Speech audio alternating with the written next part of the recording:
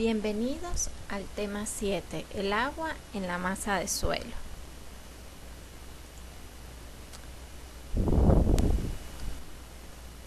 Aspectos generales del tema a tratar. Es importante saber que dependiendo de la movilidad y de las fuerzas que incentiven o que se presenten dentro de la masa del suelo, el agua va a tener cierto comportamiento. Estas fuerzas van a incidir directamente en el comportamiento del agua y este comportamiento permite clasificar el agua dentro de la masa de suelo en los siguientes tipos: el agua libre o gravitacional. En esta condición, el agua se mueve bajo la influencia de la fuerza de gravedad.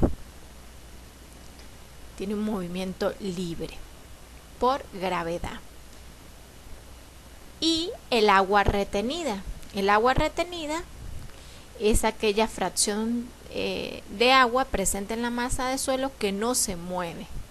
Sobre ella actúan fuerzas diferentes y en función a las fuerzas que actúan se clasifica en agua estructural, que es aquella que está combinada químicamente en la estructura del cristal y se considera parte de la partícula como tal. Esta fracción de agua se pierde al momento de romperse la estructura de la partícula. También podemos encontrar el agua adherida, y no es otra cosa que capas perimetrales altamente viscosas atraídas por las partículas del suelo, que están cargadas eléctricamente. Acá en color verde podemos ver partículas de suelo cargadas, como esas partículas atraen las moléculas de agua, ¿sí? En función a la carga eléctrica que poseen. Si el suelo en un punto es positivo, atrae la carga negativa y por eso es que se forman capas perimetrales a lo largo de la superficie de la partícula de suelo. Acá también vemos un ejemplo, un suelo cargado negativamente que atrae la parte positiva de la molécula de agua.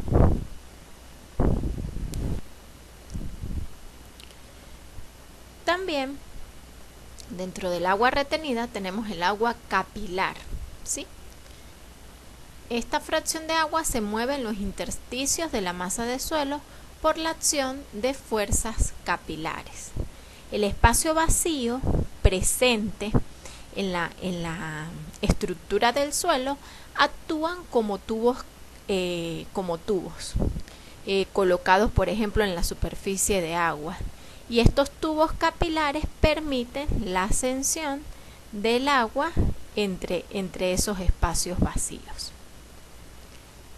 Es importante saber que el nivel libre o el nivel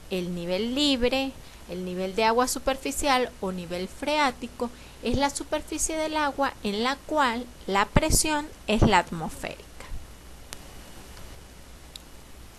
Ahora bien, vamos a estudiar aspectos importantes del estudio del agua en la masa de suelo, como lo es la tensión superficial, ¿sí? Al aumentar el área de una superficie líquida se necesita realizar un trabajo que sea proporcional a este aumento. Ese factor de proporcionalidad se define como tensión superficial. Hay una variación de energía en una variación de área y el factor proporcional a ella se define tensión superficial. Trabajo en unidades de energía y el diferencial de área en unidades de área. Dentro del estudio de la tensión superficial vamos a manipular el término menisco, y el menisco no es otra cosa que la superficie curva que representa un líquido al aire, ¿sí? Tenemos un líquido con una superficie al aire y si introducimos o ponemos en contacto dos paredes sólidas en este, se va a originar un menisco. La presión en el lado cóncavo del menisco es mayor que en el lado convexo. Si se coloca un tubo de diámetro pequeño sobre la superficie del líquido, se inyecta aire a presión, se forma este menisco, adoptando la forma de una semiesfera.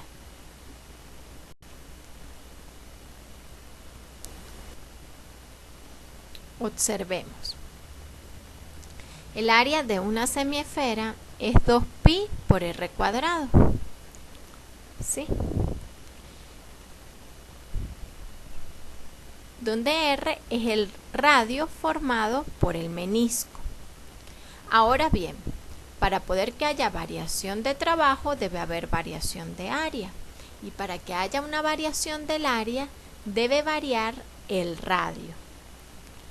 Si r varía a r más de r, el área o el diferencial de área va a ser 4pi por r por el diferencial del radio. El trabajo necesario para lograrlo vendría dado entonces por esta expresión. El diferencial de trabajo va a ser igual a la tensión superficial por el diferencial de área, que es 4pi por r por dr. En el lado cóncavo existe la presión P y en el lado convexo la presión PA, que es la presión atmosférica. Entonces, si consideramos un elemento del área del menisco, un diferencial de superficie, un ds, la fuerza neta en esa área va a ser P menos PA por ese diferencial de superficie. Acá lo tenemos. Al incrementarse el área, entonces se tendría que el diferencial de trabajo va a ser igual a ¿qué? Al diferencial de fuerzas, ¿sí? Por el diferencial de superficie por el diferencial de radio.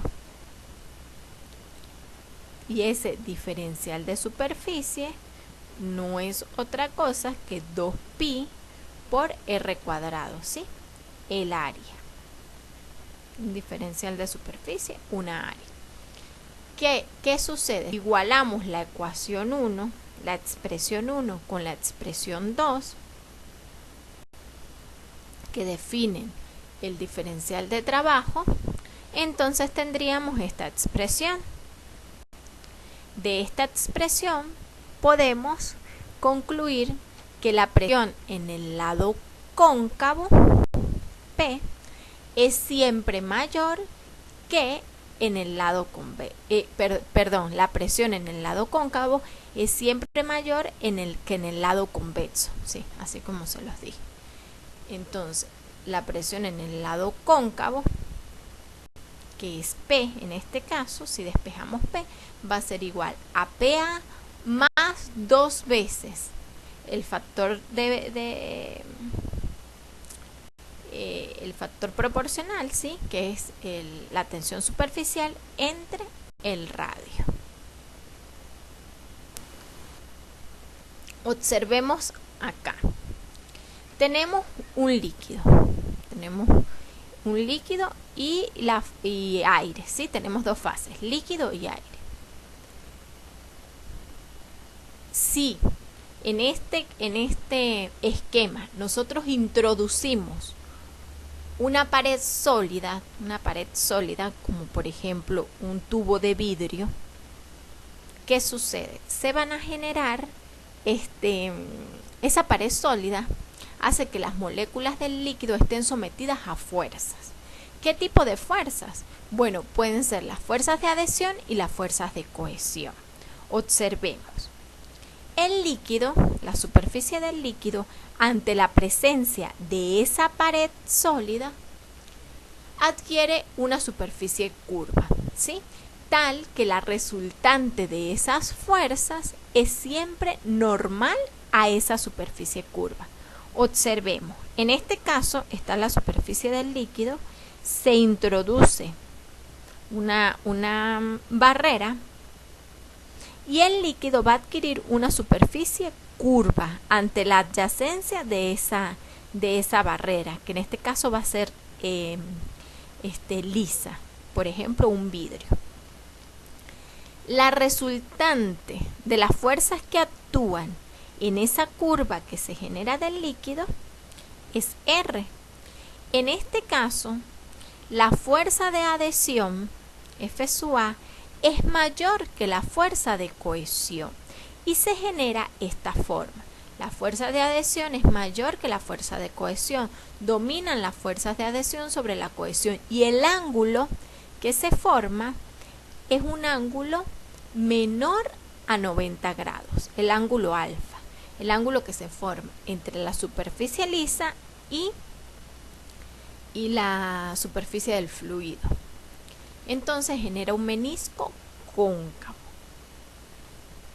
En el caso donde la fuerza de adhesión es menor que la fuerza de cohesión, observemos, se genera un menisco cóncavo, una superficie curva donde la resultante deriva de las fuerzas de cohesión y la fuerza de adhesión. En este caso, el ángulo alfa es mayor de 90 grados. El ángulo que se forma entre la superficie líquida y la pared de la barrera que estamos colocando. Entonces, cuando ese ángulo es mayor a 90 grados, el menisco que se genera es un menisco convexo.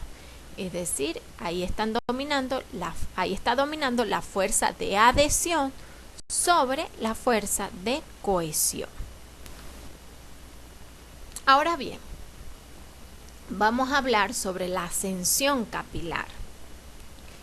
Tenemos el ejemplo donde tenemos un líquido en contacto con el aire, ¿sí? Consideremos un tubo capilar con el agua colocada al ras. El agua al ras y colocamos un tubo capilar, pero con un menisco formado. Se genera un menisco. Inmediatamente debajo del menisco, la presión es la atmosférica, mayor que P2. Por lo que el sistema justamente cerca del menisco no está en equilibrio por esta variación de presiones, teniendo una presión neta hacia arriba, igual que PA o P1 menos P2. Para lograr que ese sistema esté en equilibrio, el agua debe ascender por el tubo y es lo que denominamos ascensión capilar. Ya debe, como acá esta fuerza, la P1, la PA es mayor que la P2, entonces el agua asciende hasta un nivel donde se encuentra en equilibrio.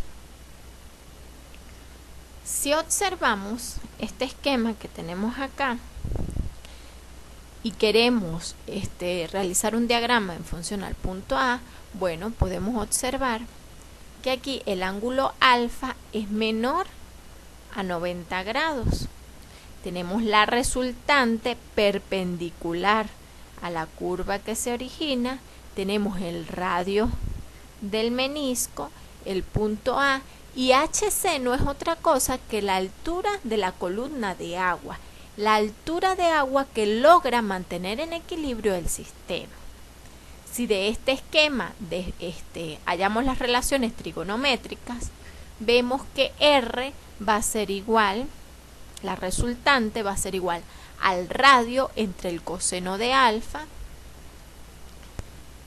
Conocemos que la fuerza P2 va a ser igual a la fuerza PA menos 2 veces la tensión superficial entre R, y de tal manera, si sustituimos si sustituimos R, que es R coseno de alfa, obtenemos esta expresión, que es esta misma que tenemos acá. Este PA va a ser igual a P menos 2 veces la tensión superficial entre R. Bien, sabemos que la presión en A, justamente en el punto A, va a ser igual a la presión 2, ¿sí?, más la presión que se genera en esta parte de ascensión capilar, que es la altura capilar más el peso específico del agua. Entonces, justamente la presión en el punto A va a ser igual la presión 1, ¿sí?, la presión P, que es en el lado cóncavo, más la altura capilar por el peso específico del agua. De esta expresión podemos despejar la altura capilar y decir que es 2 veces la tensión superficial por el coseno de alfa entre el radio del menisco dividido entre el peso específico del agua.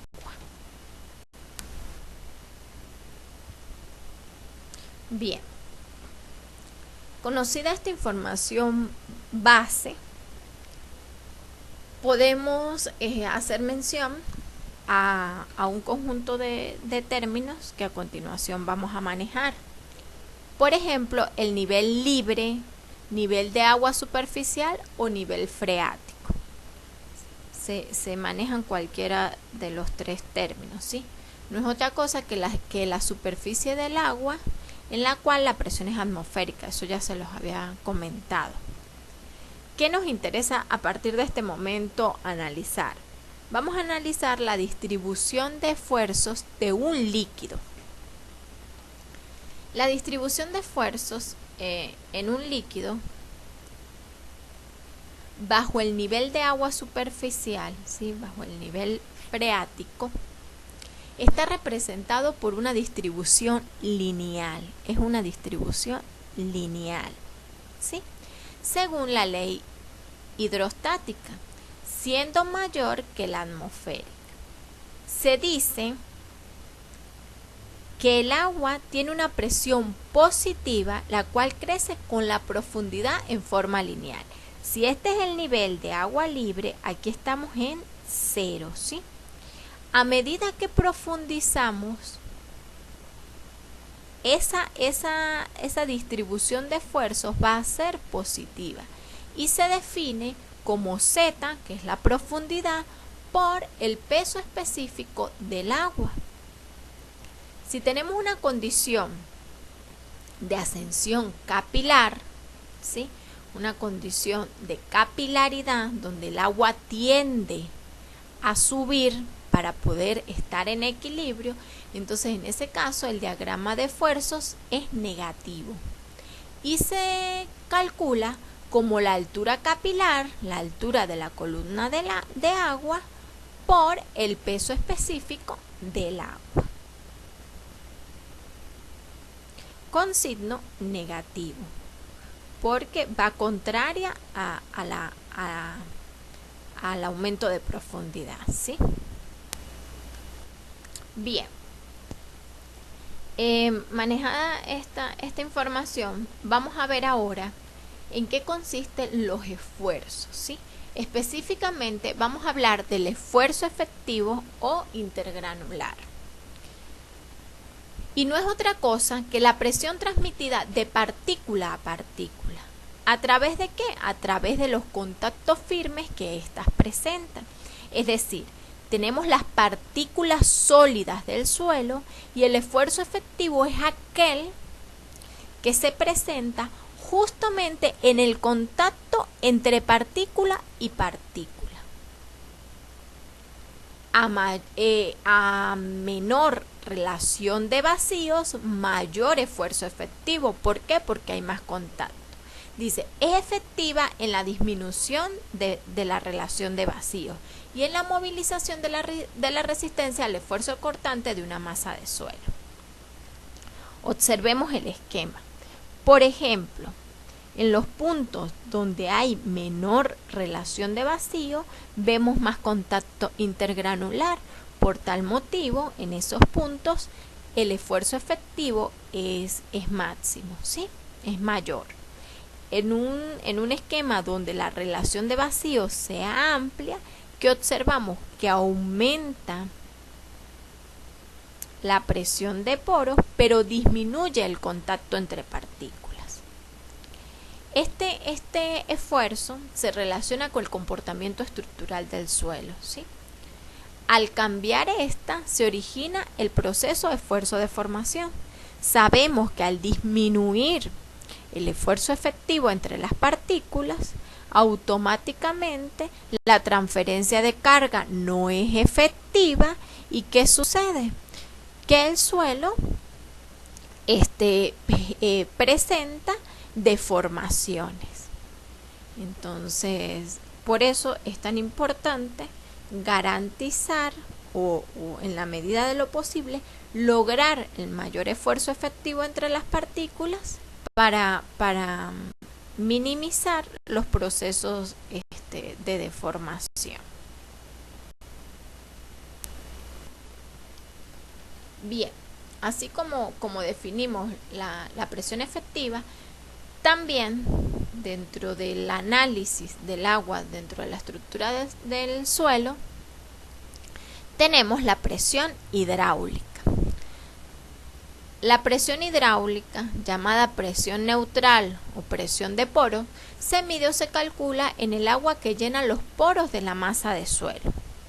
El esfuerzo efectivo y la presión de poros están íntimamente relacionados entre sí y se manifiestan en todos los problemas hidrostáticos o hidrodinámicos de la masa de suelo. La presión de poros puede medirse en el campo por medio de la utilización de piezómetro. Y piezómetro no es otra cosa que un dispositivo, un tubo vertical que se introduce en la masa de suelo, a partir del cual podemos definir el nivel piezométrico, es decir, el nivel al que llega al nivel al que llega el agua, ¿sí? Por ejemplo, aquí vemos un esquema de un suelo con sello de bentonita, filtros de arena, rellenos de arcilla. Se introduce el tubo piezométrico y el agua pasa a través de los intersticios de la masa de suelo y podemos definir el nivel freático o el nivel piezométrico hasta el punto donde el tubo es llenado por agua, ¿sí? Hasta ese nivel. En función a las lecturas que se registren en los piezómetros que se colocan en una masa de suelo, podemos definir dos condiciones. La condición hidrostática, que es aquella que se obtiene cuando al colocar en la masa de suelo, todo esto es una masa de suelo, y cuando colocamos en la masa de suelo piezómetros, ¿sí? En diferentes puntos A, B, C y a diferentes profundidades, y las lecturas de todos esos piezómetros alcanzan el mismo nivel piezométrico. Es decir, coloco un piezómetro en el punto A a una profundidad dada, en el punto B a otra profundidad, en el punto C, y así puedo colocar n cantidad de piezómetros, y transcurrido un tiempo voy a observar que el nivel piezométrico para todos estos piezómetros es el mismo. Entonces ahí defino una condición hidrostática donde hay presencia de agua pero esta no se está desplazando, y defino el nivel piezométrico o el nivel de agua superficial. Tenemos también la condición hidrodinámica. Se presenta dicha condición cuando los piezómetros colocados a diferentes profundidades y en diferentes puntos no alcanzan el mismo nivel piezométrico. ¿Qué quiere decir esto? Que el agua se está moviendo dentro de la masa de suelo para equilibrar las diferencias. Por ejemplo, esta es la superficie del terreno, ST, coloco un piezómetro en el punto A y coloco un piezómetro en el punto B. Cuando vamos a leer las alturas piezométricas, observamos que esta lectura es mayor que esta lectura. ¿Qué quiere decir esto? Que hay más carga hidráulica en el punto A que en el punto B. Es decir, el agua se está moviendo de A a B, o sea, se está moviendo hacia abajo. Porque vemos que a medida que bajamos de piezómetros, se va perdiendo la carga hidráulica. En el caso de los puntos C y D, tenemos otra superficie del terreno, colocamos un piezómetro en C y un piezómetro en D. La lectura piezométrica en el punto D es mayor que la lectura piezométrica en el punto D. ¿Qué quiere decir esto? Que el agua entre estos dos puntos va subiendo. Hay más carga hidráulica en el punto C que en el punto D, es decir, que su flujo, su desplazamiento es hacia arriba.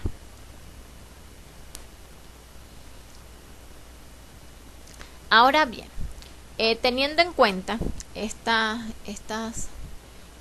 observaciones o estas consideraciones, podemos establecer una relación entre el esfuerzo efectivo y la presión hidráulica. Por ejemplo, considerar que el suelo se encuentra totalmente sumergido y que el agua está en condición hidrostática. Entonces, tenemos una muestra de una sección de suelo, sabemos que el nivel de agua superficial se encuentra aquí, coincide con la superficie del terreno, y podemos determinar si el suelo se encuentra sumergido y en qué condición, ¿sí? Por ejemplo, aquí tenemos el peso específico sumergido, porque vemos que aquí está el nivel de agua, y podemos definir la presión a cualquier profundidad de esa muestra, de esa sección. La presión total a una profundidad Z, ¿sí? A cualquier profundidad Z, viene dada por esta expresión. La presión a una profundidad Z es la integral que va desde la superficie hasta Z del peso específico saturado por dz.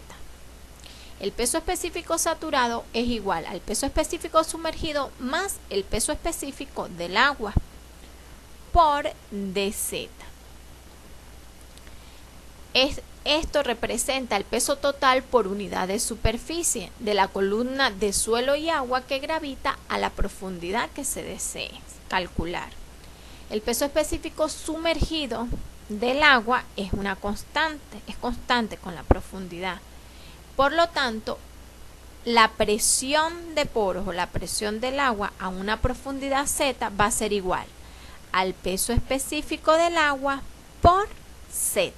¿Sí? Por una profundidad. Y esto se da en la condición hidrostática. La ecuación fundamental que permite relacionar la presión total, el esfuerzo efectivo y la presión de poros es la siguiente. ¿Sí? La presión total en una profundidad Z va a ser igual al esfuerzo efectivo en esa profundidad más la presión de poros a esa profundidad. Es importante saber que la presión total no varía. Si aumenta o disminuye la presión hidráulica, por ejemplo, disminuye o aumenta la proporción del esfuerzo efectivo, o sea, son proporcionales. Si disminuye la presión hidráulica, aumenta la presión efectiva. Si aumenta la presión hidráulica, entonces disminuye la presión efectiva, pero esta se mantiene constante a la profundidad que se desea calcular. Estos términos se pueden manejar como que presión efectiva va a ser igual a presión total menos presión de poros. También las vamos a conseguir con esta simbología. Presión efectiva, sigma prima, va a ser igual a sigma, que es presión total, menos presión de poros.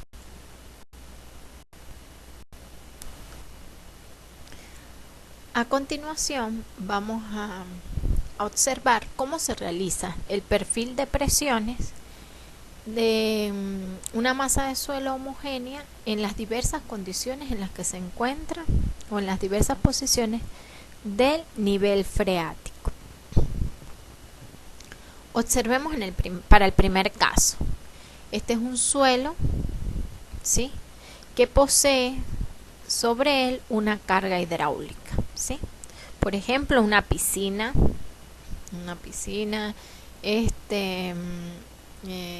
un lago. Entonces, esta es la línea frontera entre el suelo y la carga de agua. Observemos, P va a representar la presión total del suelo a una profundidad Z. Entonces, en la superficie no hay presión. Acá en la línea frontera observamos que la presión sería Z1, que es la profundidad, por el peso específico del agua, porque agua es lo que hay de este punto hacia arriba. Seguimos bajando. En la otra línea observemos la presión en este punto, en Z2, va a ser igual a la presión Z1 por el peso específico del agua más la presión que ejerce la Z2, que es la profundidad de la masa de suelo, por el peso específico del suelo, que en este caso está saturado, porque está por debajo del nivel freático. Entonces, en este punto la presión sería Z1 por gamma del agua más Z2 por gamma SAT. Esa es la presión total. Ahora vamos a graficar la presión de poros. La presión de poros es la debida a la columna de agua, ¿sí?, que se genera a la profundidad deseada. Entonces, acá a Z1 en la frontera tendríamos que en la superficie 0, acá sería Z1 por el peso específico del agua. En el punto 2 sería Z1 más Z2 por el peso específico del agua. ¿Sí? El peso específico del agua y el peso específico del agua. Porque la relación de poros está directamente relacionada con la influencia del agua en la muestra. La presión efectiva, por definición, sabemos que es la presión total menos la presión de poros. Entonces acá la presión es 0. Acá, en la línea límite de frontera, tendríamos que sería Z1 por gamma del agua menos Z1 por gamma del agua. Por eso la ubicamos acá, en 0. Y acá sería Z1 por gamma del agua más Z2 por gamma SAT menos Z1 más Z2 por gamma del agua. Veamos, Z1 por gamma del agua menos Z1 por gamma del agua es 0, se cancela. Z2 por gamma SAT menos Z2 por gamma del agua, sacamos como factor común Z2 y sabemos que gamma SAT menos gamma del agua es gamma sumergido.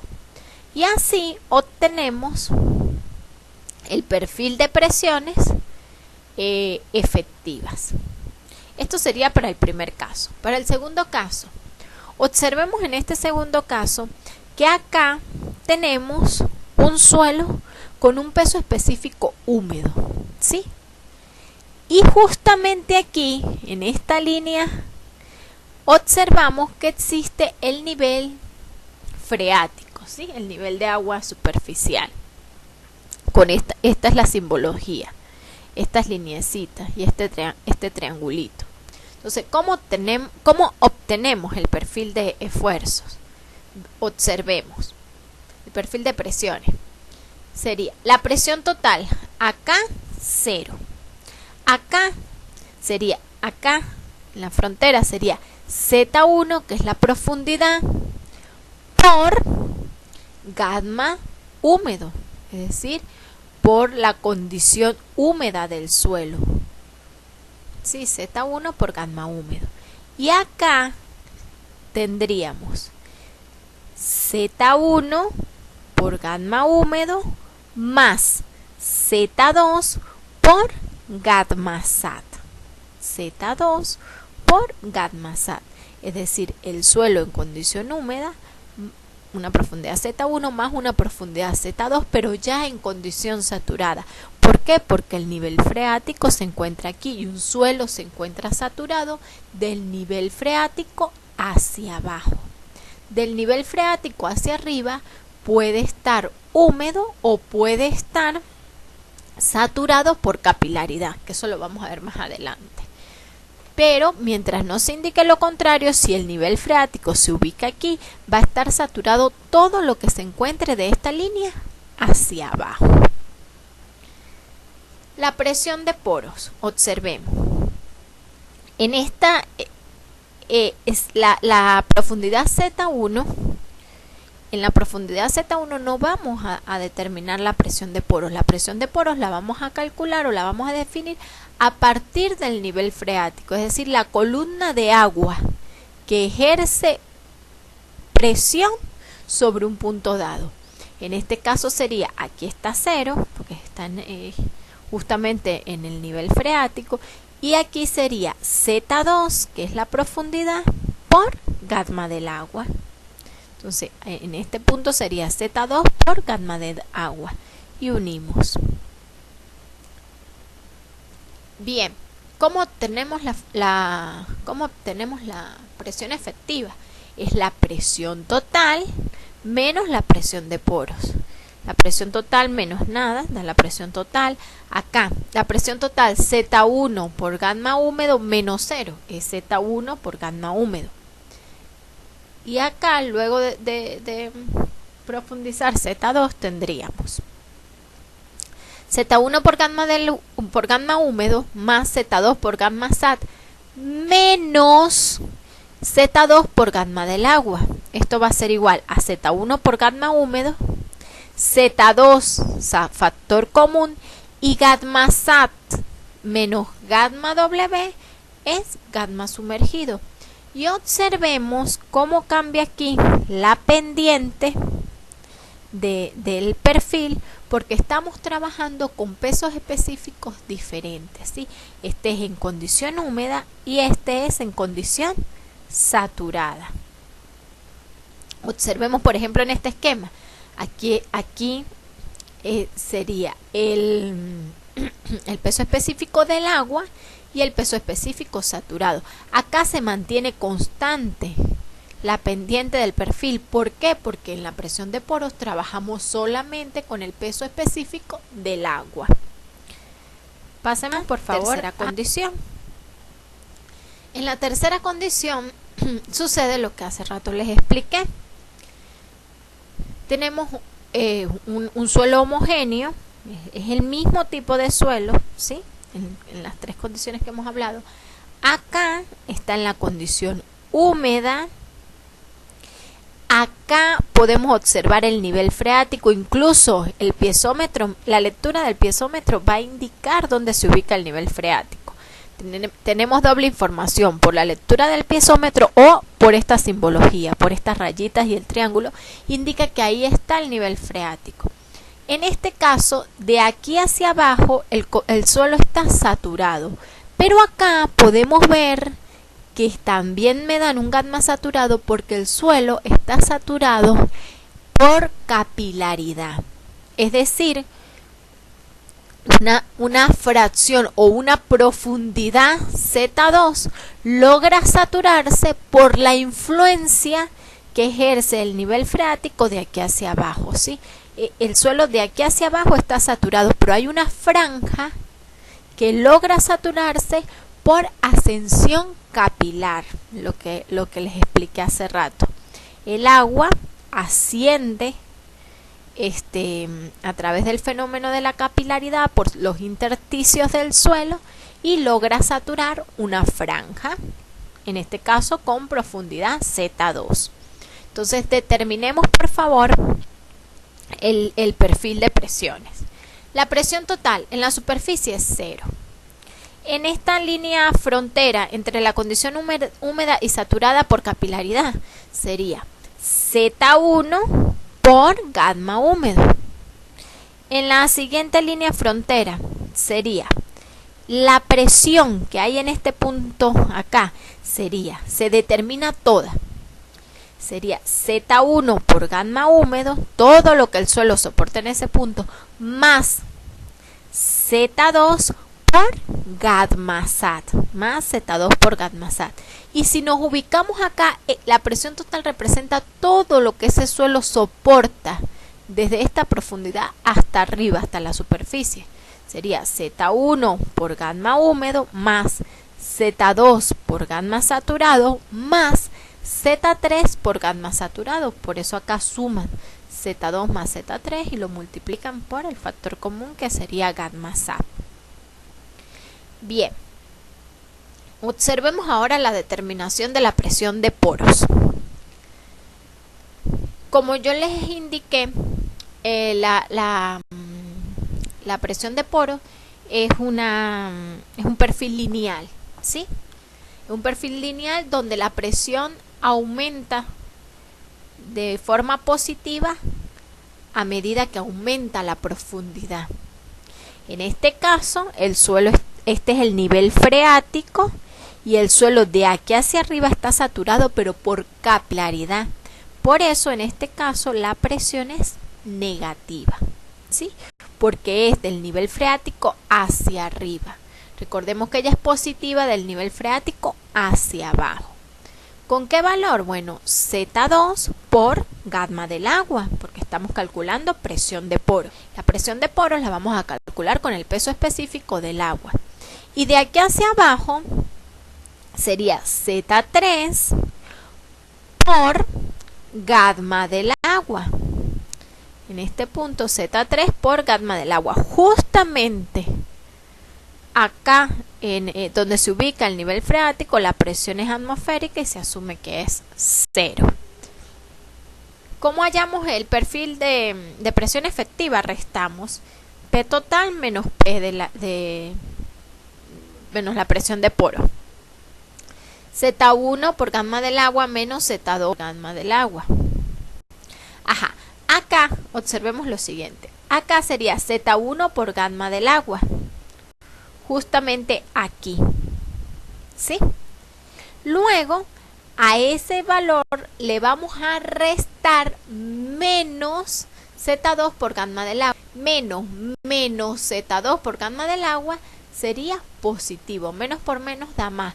Por eso es que el perfil acá llega a este punto que es Z1 por gamma del agua y él avanza de forma horizontal sumándose Z2 por gamma del agua, ¿sí?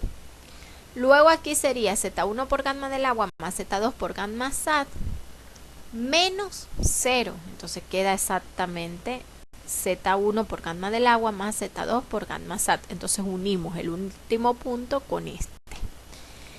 Y abajo, luego profundizar Z3, tendríamos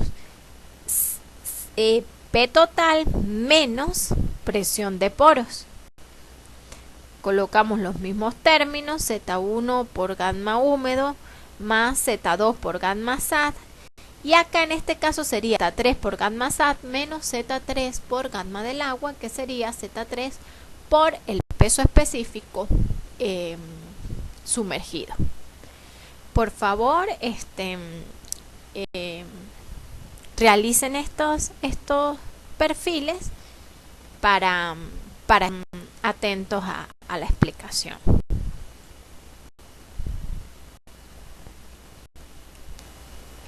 Bien, acá les presento un perfil de presiones, pero en este caso se considera un suelo estratificado, saturado en condición hidrostática. La determinación del perfil de presiones en la masa de suelo requiere el conocimiento preciso del estado de presiones hidráulicas, a diferentes profundidades.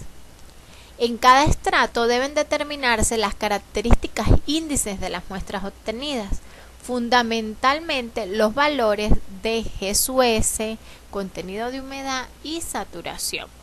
¿Qué obtenemos acá? ¿Qué tenemos acá? Tenemos un suelo estratificado, es decir, que las características de este suelo es diferente a las características de este suelo y es diferente a las características de este suelo. ¿Cómo lo sabemos? Bueno, a través de la identificación de sus propiedades, índices. A continuación les presento el perfil de presiones totales de poros y efectivas. ¿Sí? La presión total sería Z1 por el peso específico de ese suelo, en condición que saturada, porque observemos dónde está el nivel freático. De igual manera, en la línea frontera entre Z2 y Z3 y para Z3.